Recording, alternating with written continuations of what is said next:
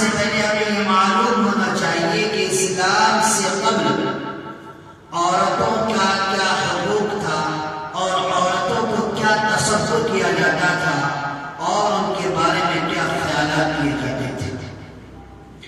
France میں عورتوں کے متعلق تصور یہ تھا کہ عورت جو ہے آدھی روح ہے اور وہ انسان کے درمیان فساد کرنے کے لیے اس کو پیدا کیا گیا۔ اور جاپان میں عورتوں کے متعلق یہ تصور تھا کہ عورت جو وہ شیطانی روح ہے، لہذا دنیا میں جتنے بھی فسادات برپا ہو رہے ہیں اس کی بنیادی وجہ جو ہے وہ عورت ہے۔ یہ کانسیپٹ جاپان نے دیا، جاپان کے کلچر نے دیا اسلام سے قبل۔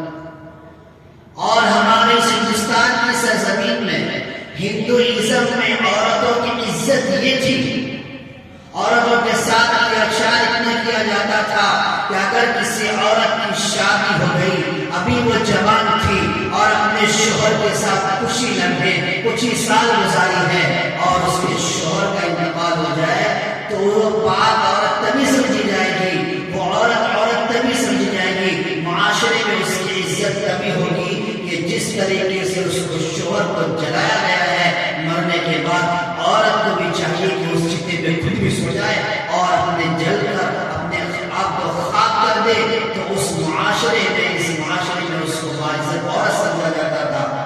اور اگر وہ اپنے شوہر کی چتا کے ساتھ زندہ اگر نہیں جلے تو اسے بدترین، بدکردار، بد اخلاق عورت تصور کیا جاتا تھا۔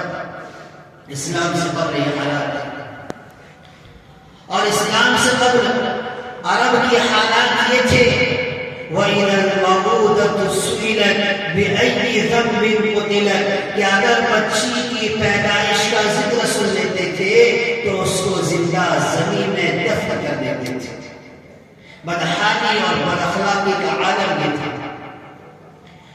اور ایک بڑا ناسور یہ تھا کہ اس معاشرے میں عورت کو جانور تصور کیا جاتا تھا، اس کے MC کے پیریڈ میں اسے ناپا اور اسے غلیظ تصور کر کے اسے جنگلوں میں چھوڑ دیا جاتا تھا۔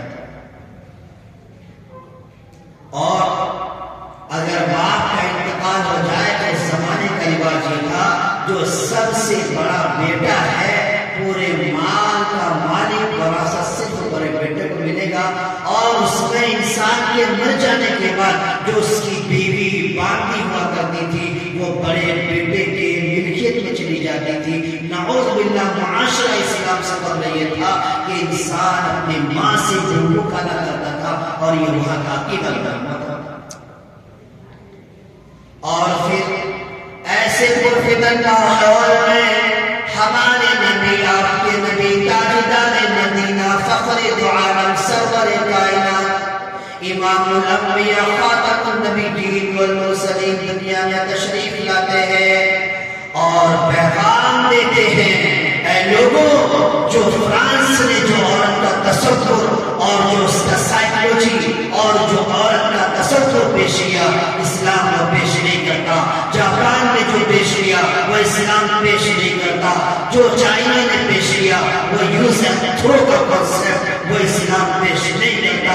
اے لوگوں، جو ہندوازم نے پیش کیا اس کو بھی پیش نہیں کر سکتا۔ جو مصر کے کلچر میں کہ عورت کے ساتھ آدمی کے ساتھ ساتھ اس کی تمام باندیوں کو، عورتوں کو زندہ زمین میں دفن کر دیا جاتا تھا، وہ کانسیپٹ اسلام پیش نہیں کرتا۔ اے لوگوں، جو بلاد عرب میں جو کانسیپٹ بنا ہوا ہے عورت کے تعلق سے، اسلام اور اسلام کا ایک علم بردار محمد صلی اللہ علیہ وسلم اس کانسیپٹ کو پیش نہیں کرتا۔